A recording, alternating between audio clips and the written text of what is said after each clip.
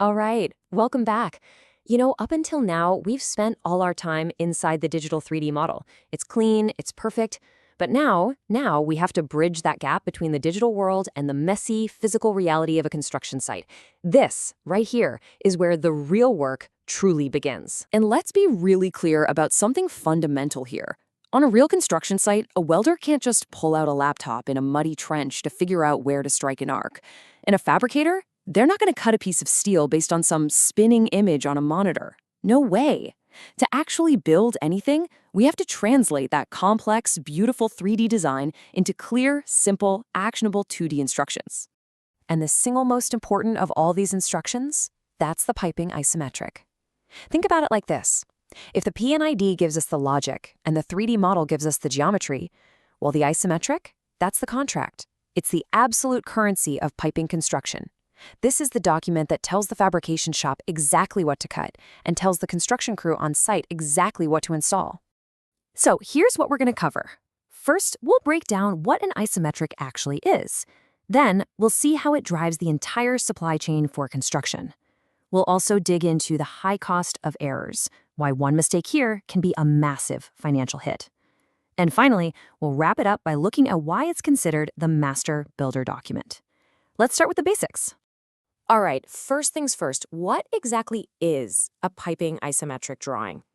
Okay, so a piping isometric, or ISO, as you'll always hear it called, is a special kind of technical drawing. Its job is to represent one single piping line. Now, it's not like a standard drawing with separate top, front, and side views. No, an isometric is drawn on axes that are tilted at 30 degrees. And this is a really clever trick because it lets us show height, width, and depth all on one single flat sheet of paper. Now, this next point is absolutely critical to understand.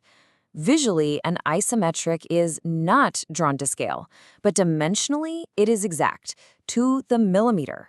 So you might have a pipe run that's 50 meters long in reality, but on the paper, it's just a short little line to save space. What matters is the number written above that line, the dimension that clearly states 50,000 millimeters. The rule is simple and it is non-negotiable.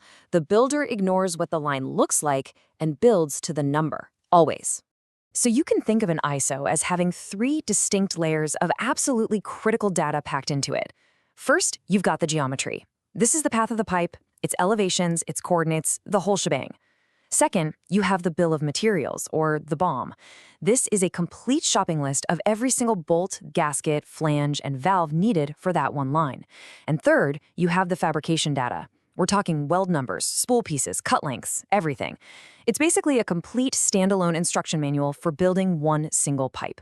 So if this one document has so much critical information packed into it, you have to ask, where does it all come from, right? How do we actually create these things on a modern project? Well, that brings us to the crucial link between our 3D model and this 2D drawing. See, in today's EPC workflow, we don't draw isometrics by hand anymore. We extract them. And this is exactly why discipline in the 3D modeling phase is so incredibly important. The software we use, think Aveva E3D or SmartPlant, it's not just a drawing tool, it's a massive database. So when you model a valve, you're not just dropping in a pretty 3D shape. You're placing a data packet, one that knows the valve's weight, its material grade, its pressure rating. Then, when you hit that Generate Isometrics button, the software just reads all that data, flattens it out into the 2D format, and automatically calculates all the lengths and counts every last bolt for you. But, and this is a big but, this automation is a double-edged sword. It comes down to that old saying, garbage in, garbage out. If your model is sloppy, your isometric will be wrong. It's that simple. Let's say you modeled a generic valve because, you were in a hurry and couldn't find the right one in the catalog. Guess what? The isometric is going to print that generic description on the bill of materials. Then the procurement team buys the wrong valve, and the construction crew has to stop work. The isometric exposes every single lazy decision made way back in the 3D model. So why do I keep calling the isometric the currency of construction? Well, it's because this document is what drives the money and the labor. It is, without a doubt, the lifeblood of the entire physical supply chain.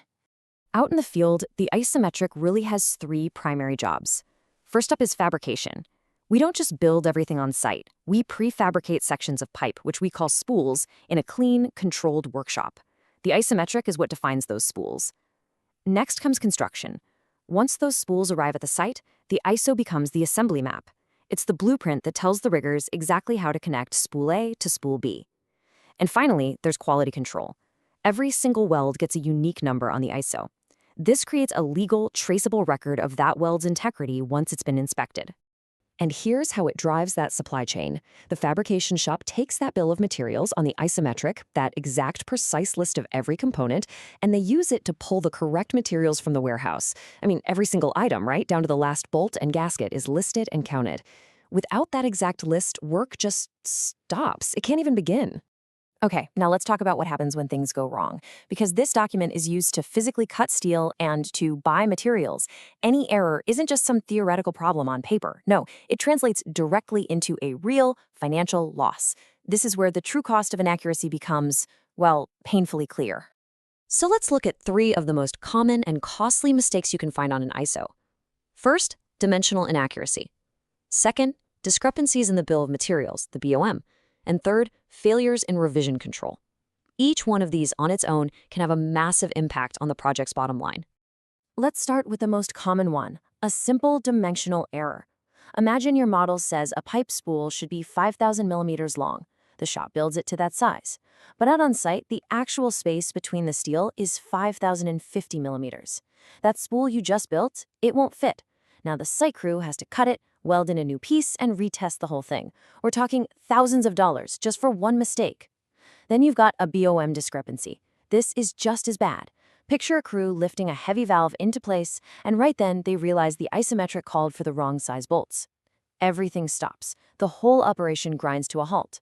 And finally, maybe the worst one, revision control failure. This is when you issue revision A of a drawing, the shop starts building it, but then you change the design to revision B and forget to tell them. They end up building the wrong part entirely. That finished spool, it goes straight to the scrap pile. And you've just paid for material and labor twice. So let's bring this all together and summarize the non-negotiable importance of the isometric. You really have to see this document as the final quality gate before anyone is allowed to cut steel. So let's just boil this down to the 4 key principles you need to remember. 1. The isometric is the master builder document for a single line. It has the exact dimensions and the complete bill of materials. 2. It's extracted directly from the 3D model, not drawn. That means its accuracy is a perfect reflection of the model's quality.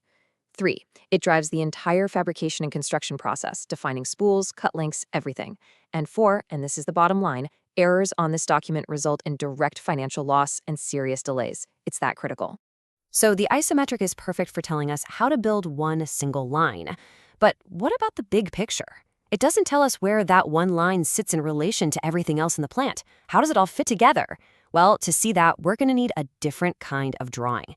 And in our next explainer, that's exactly what we'll look at. The general arrangement drawings and how they connect the overall layout to what happens on site.